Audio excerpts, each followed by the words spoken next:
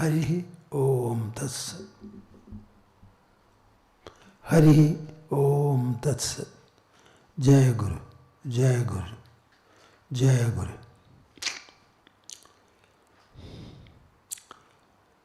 I have been explaining numberless times that spiritual science, spirituality as a whole, spiritual wisdom as well as pursuit, is solely a mento-intellectual pursuit.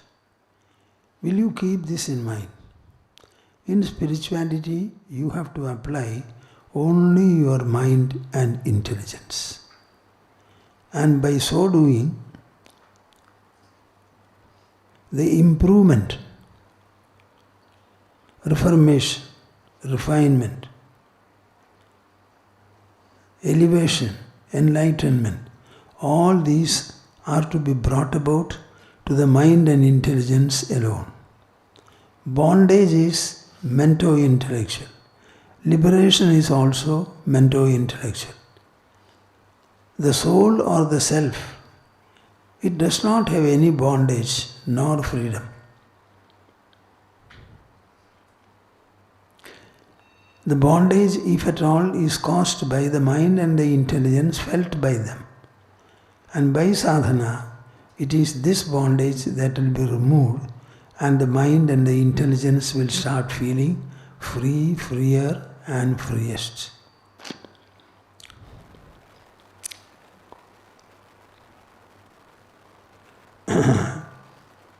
Yogavāsiṣṭha Ramayana is an 18-day dialogue.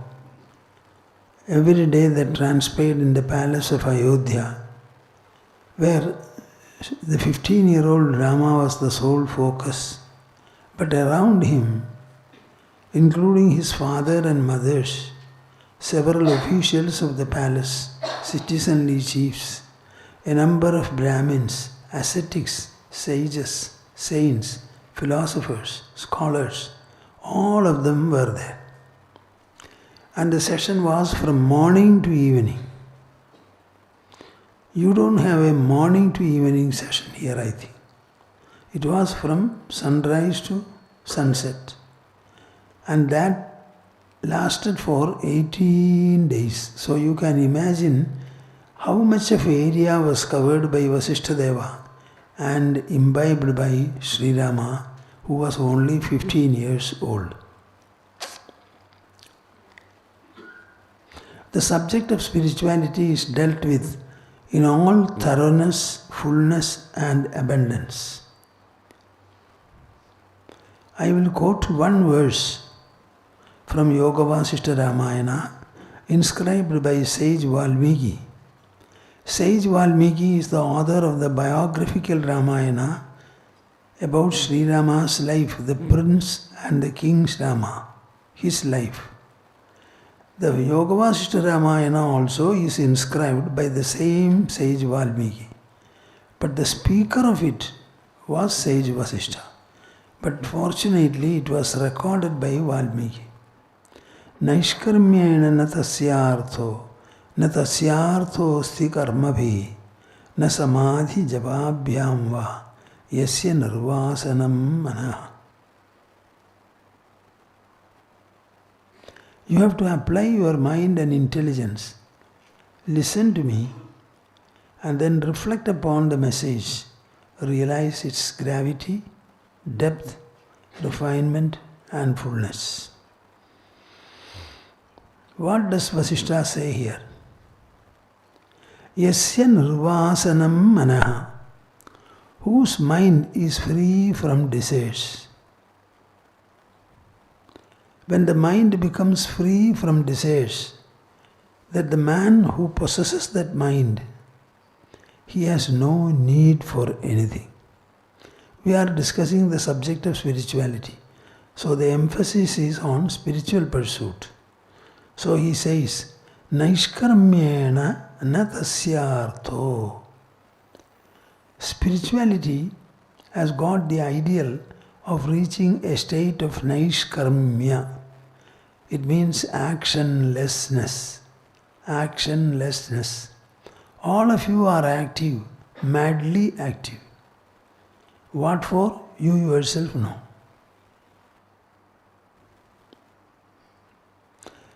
All this activity will come to an end and you will start feeling, I don't have to do anything for gaining anything whatsoever, including my spiritual goal.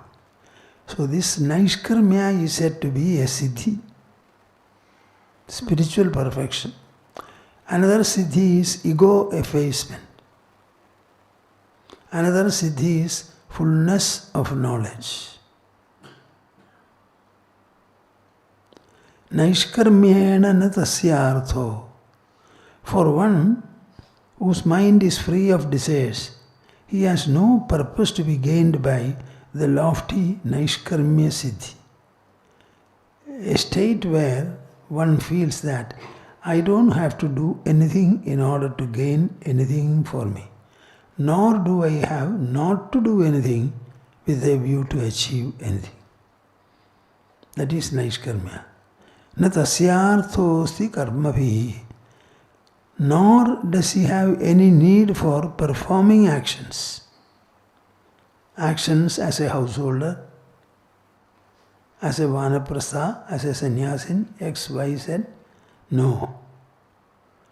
He doesn't have anything particularly to do and gain by what he does. Na samadhi japabhyam va. He does not have any need to practice samadhi also. Not only dhyana, the fruition of dhyana is in samadhi. Dhyana is still an effort. Samadhi is a fruition.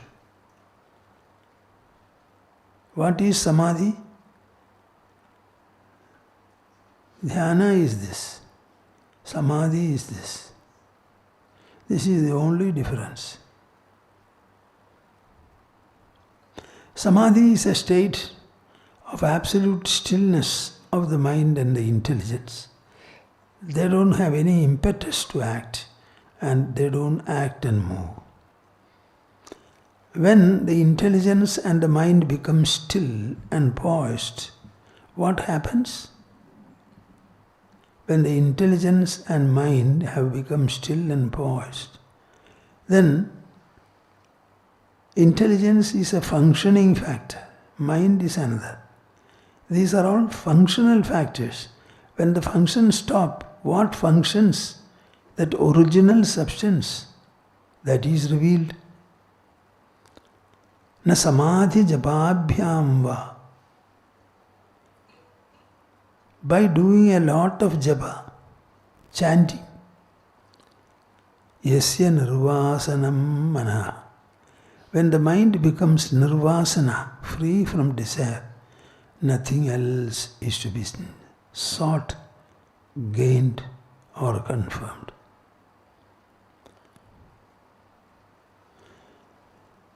You are the soul. As the soul, you are the witness. The witness can never become the witnessed, nor the witnessed, witnessed, nor does the witnessed become the witness. The question is, you tell me very clearly, are you the witness or not? If you are the witness, you are the witness of sukha, witness of dukkha, witness of sleep, dream, wakefulness. If God comes and stands in front of you, you only become His witness. When He goes away, you become the witness for His absence. That witness never changes his position. He remains the witness. Suppose liberation were to be, you will not be liberated. You will be the witness for liberation. You are now the witness for bondage. Any extent of contentment or happiness you have, you are only the witness of it. If you are the witness and the witness will never become the witnessed, then tell me, what do you have to do about it? Nothing. You should know that I am the witness and remain in that understanding forever.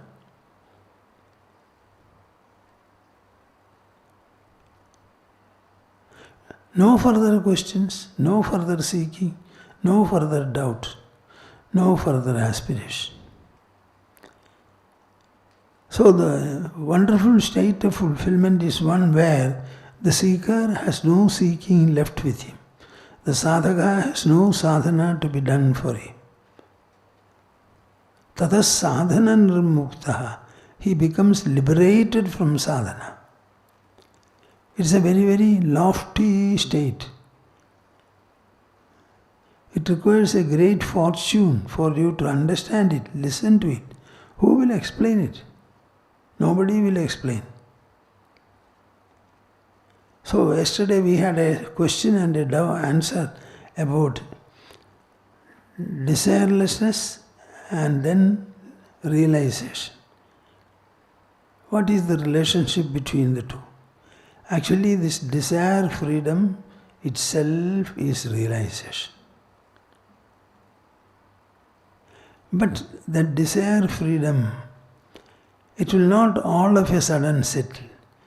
Maybe most of the desires will fall, something will continue. Or for a period of time you feel you have no desire. Afterwards they will crop up. These fluctuations will have to completely dissolve and your position has to be confirmed. Sadhana will take you to that. But you will have to do astutely introspection, tattva vichara. When I say tattva vichara, I am afraid that you don't understand it. Suppose you do sadhana. You can do sadhana with the body and senses, with the tongue, with the mind. But real sadhana is sadhana done by the intelligence. And that intelligential sadhana will be introspection. So introspection is the highest form of sadhana, where the intelligence alone is employed. And that intelligence remains stable and steady, leaving all doubts and oscillations. Bas.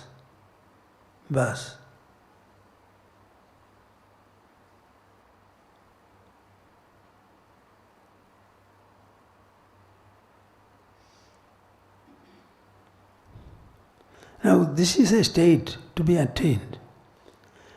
None of you should worry about it. Be on the path and be sincere, straightforward.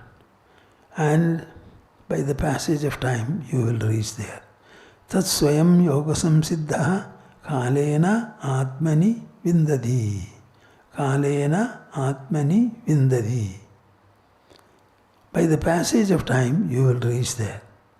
Naishkarmyena natasyartho sti karmabhi na samadhi jababhyam va yasya nirvasanam manah.